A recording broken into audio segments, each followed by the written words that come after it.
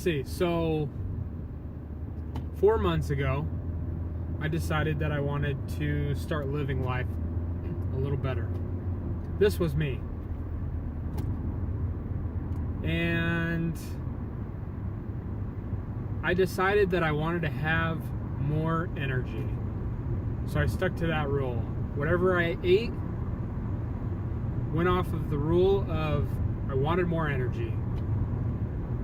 Whatever I did, I went off of that same rule to have more energy so that I can just overall have a better lifestyle and be more active and just have more fun. And so I started to work out every day. I would go to the gym every day at 5 o'clock. For 4 months I've been doing this, and I've been eating really clean with 7 to 8 meals a day.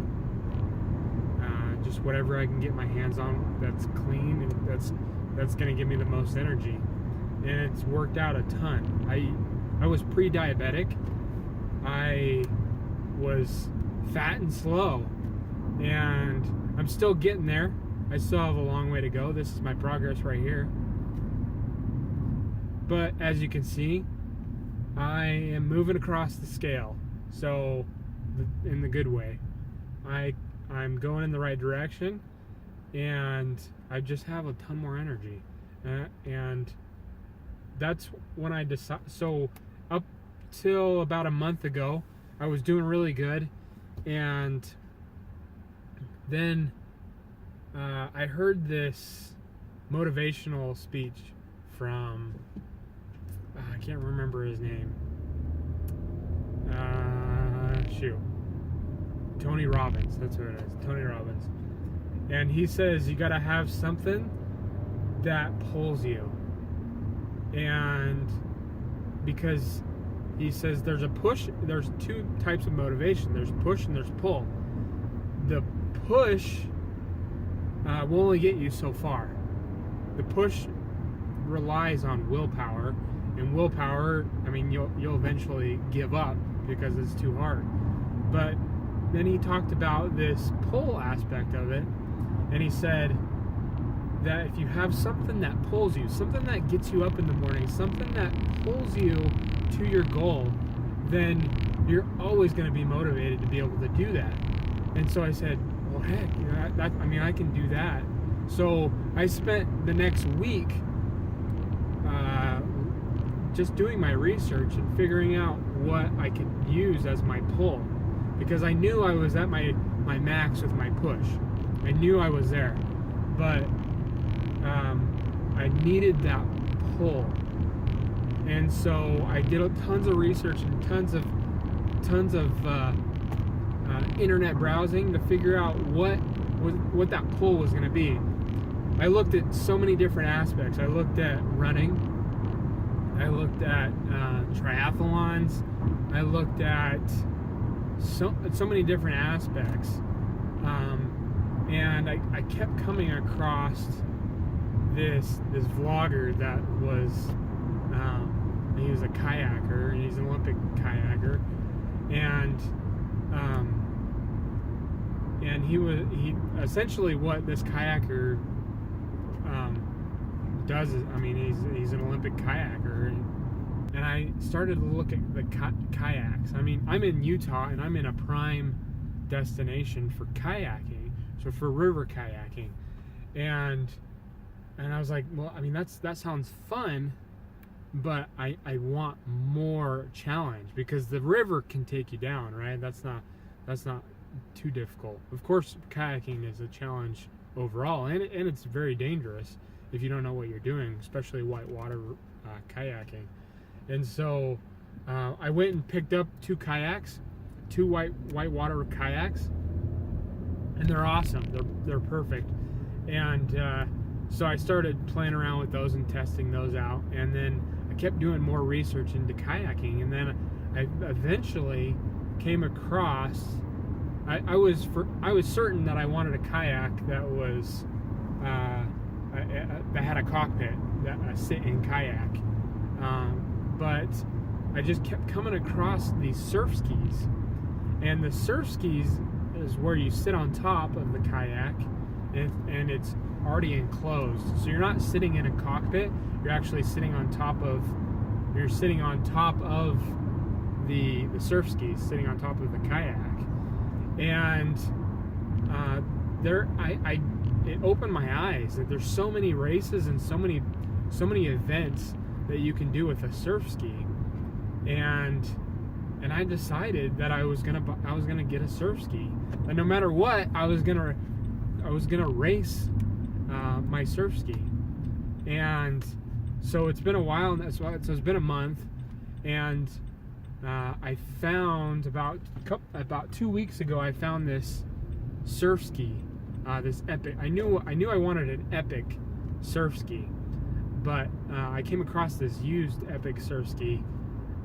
Normally the Epic, depending on which one you get, they can range anywhere between 2,000 for the smaller surf skis up to 5,000. And so I came across this used surf ski that was $1,300, and it's a V10 Sport Performance, and I was like, that's perfect. But it was all the way in New York, and I'm in Utah, and so I'm like, man, that's a bummer. So I let it go. And then a couple days ago, I was like, you know what? It's gonna save me a lot of money to buy this used surf ski. I found this used surf ski on surfskiracing.com, and there's a used surf ski section, and it's updated pretty well. So I reached out to the seller, and he's looking to upgrade to a lighter surf ski. He's looking at a 27-pound surf ski. I don't know what brand. And this one that I'm picking up is 34 pounds. But it's perfect for the racing that I want to do. And so I have no experience. I have no experience whatsoever in surf skis. I've done kayaking a ton, but surf ski is way new to me. And so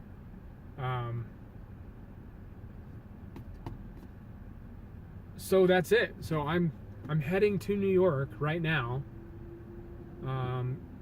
It's Friday, 12 o'clock. I took the afternoon off, and I'm heading to New York right this moment to go get the surf ski.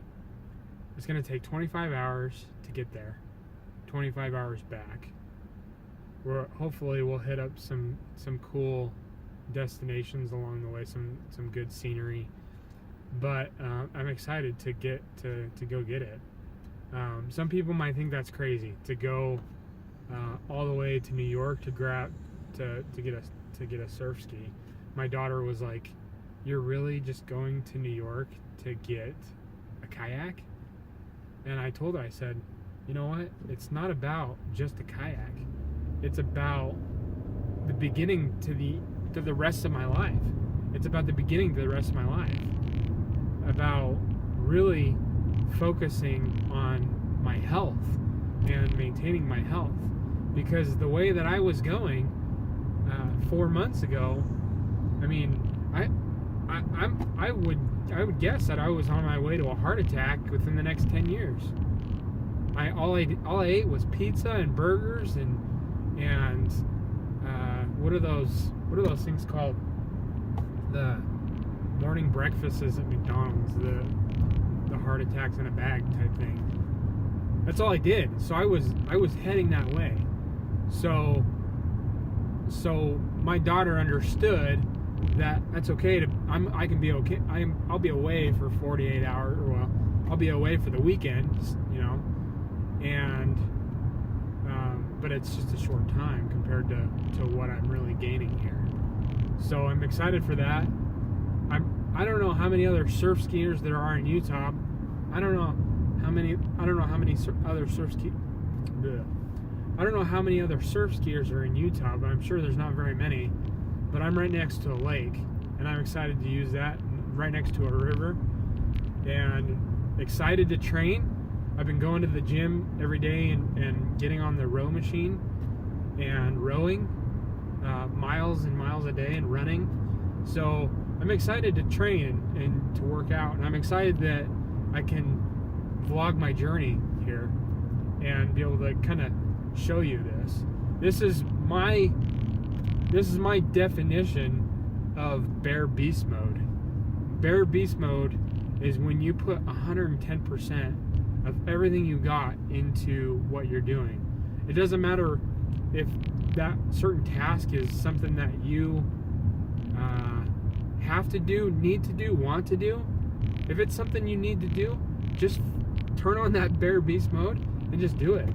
And that's what I'm doing right now. I'm gonna turn on my bare beast mode, and I'm gonna rock this trip. And I've got tons of goodies. I'll show you that later. I'll show you the goodies that I have and what I'm goodies. And when I say goodies, I mean my healthy snacks and treats and food and everything like that. So I'm just gonna turn on my bare beast mode and do it. So anyway, that's it.